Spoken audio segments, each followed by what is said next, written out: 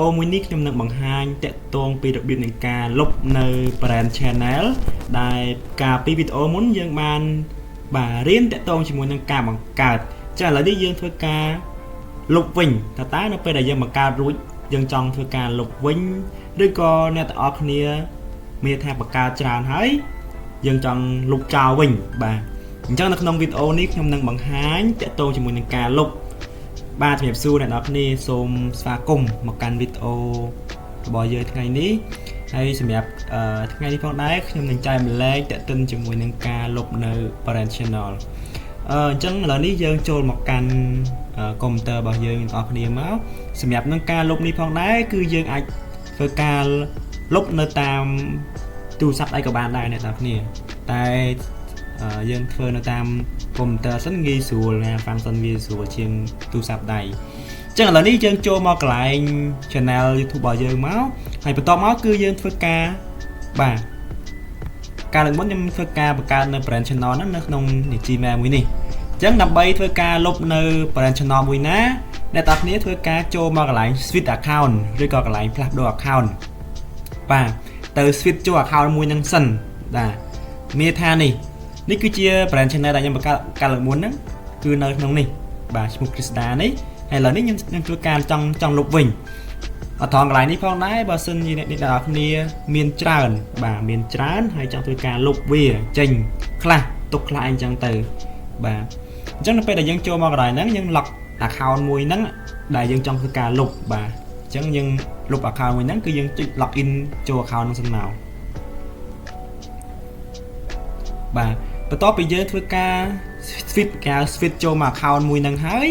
គឺយើងចូលមកកន្លែងហ្នឹងដដែលមកបាទកន្លែង logo ហ្នឹងបាទបន្ទាប់មកទៀតគឺអ្នកនរគ្នាចូលមកកន្លែងពាក្យថា YouTube Studio បាទ YouTube Studio ចង់ចាំបន្តិចបន្ទាប់ពីយើងចូលមកកន្លែងចំណុចហ្នឹងហើយអ្នកនរគ្នាមកខាងឆ្វេងដៃវិញគឺយើងរើសពាក្យថា setting ដែលមានសញ្ញាកងចាក់បែបនេះបាទយើងចូលកន្លែង setting ការកំណត់ហ្នឹងចូលមកដល់កន្លែងនេះគឺយើងរើសពាក្យថា channel បាទ free channel ឬក៏ channel បន្តមកទៀតគឺយើងមាន3នេះគឺយើងរើសពាក្យថា advanced setting បាទបន្ទាប់ពីដល់កន្លែងហ្នឹងគឺអ្នកនរគ្នា scroll មកបន្តិចទៅបាទ scroll មកបន្តិចយើងរើសពាក្យថា remove sorry manage YouTube account បាទ manage YouTube account បាទសាច់លី manage YouTube account បន្ទាប់ពីយើងធ្វើការ select រួចហើយគឺយើងចូលមកកន្លែងនេះមួយទៀតគឺយើង select ពាក្យថា view advanced setting បាទបន្ទាប់ពីយើងចូលមកដល់កន្លែងនេះហើយគឺយើងមាន step បន្ទាប់ទៀតគឺយើង scroll មកក្រោមបន្តិចមកគឺយើងឃើញពាក្យមួយថា delete Gmail ឬក៏ delete channel អញ្ចឹងយើងមុននឹងធ្វើការសម្រេចចិត្តលុបអ្នកនរគ្នាត្រូវតែដឹងថានៅពេលដែលយើងលុបទៅមានថា channel ហ្នឹងវាយើងប្រើការវាអត់បើសិនជាអត់ទេយើងលុបវាចោលទៅតែថានៅប្រើការអីទុកទៅក៏វាអត់ប៉ះពាល់ដល់ channel មានថាអត់ប៉ះពាល់ដល់ main channel របស់យើងទេយើងអាចធ្វើការបង្កើតទៅហើយយើងត្រូវការយើងយកមកប្រើអញ្ចឹងទៅណាតែបើយើងថាអូកុំឲ្យញ៉ាយច្រើនយើងចង់ធ្វើការលុបវាចេញខ្លះទុកតែ channel ណាដែលយើងធ្វើជាវីដេអូទៅបានហើយអាហ្នឹងក៏បានដែរអញ្ចឹងបន្ទាប់ពីយើងសម្រេចចិត្តថាអូខេហើយគឺយើងចុចពាក្យថា delete channel មកបាទចុចណាអញ្ចឹងវីដេអូនេះគឺខ្ញុំធ្វើលុបចោលតែម្ដងព្រោះអាហ្នឹងខ្ញុំលេងត្រូវការអញ្ចឹងបន្ទាប់ពីយើងនេះហើយយើងវិញ password main channel choយើងណាបាទខ្ញុំធ្វើការ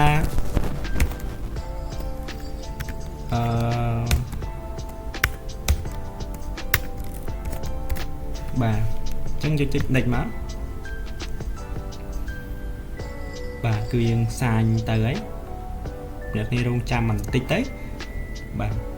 មកដល់កន្លែងនេះគេឲ្យយើងរើសមួយទៀតបាទពីរទៀតបាទអញ្ចឹងចុចលើពាក្យខាងក្រោមគេបាទរៀងហួរតិចកុំឲ្យវីដេអូយើងស៊ីម៉ោងដែរ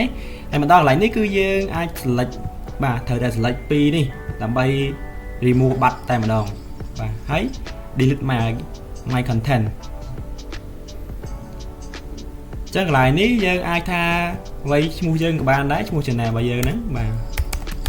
បើចឹងមកហើយយើង delete my content អញ្ចឹងពេលនោះគឺ channel របស់យើងត្រូវបានបាទ remove ទៅហើយអញ្ចឹងយើងអត់មានអីទៀតទេយើងមានថាការងាររបស់យើងត្រូវបានបញ្ចប់រួចរាល់អញ្ចឹងបន្ទាប់ពីយើងបញ្ចប់ហើយយើងចូលមកឥឡូវយើងថយសិនបាទខ្ញុំសូមធ្វើដល់ចូលថាថ្មីតើ channel របស់យើងបាត់នៅ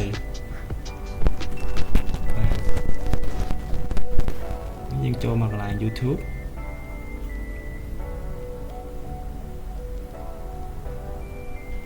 បាទនៅតើទេ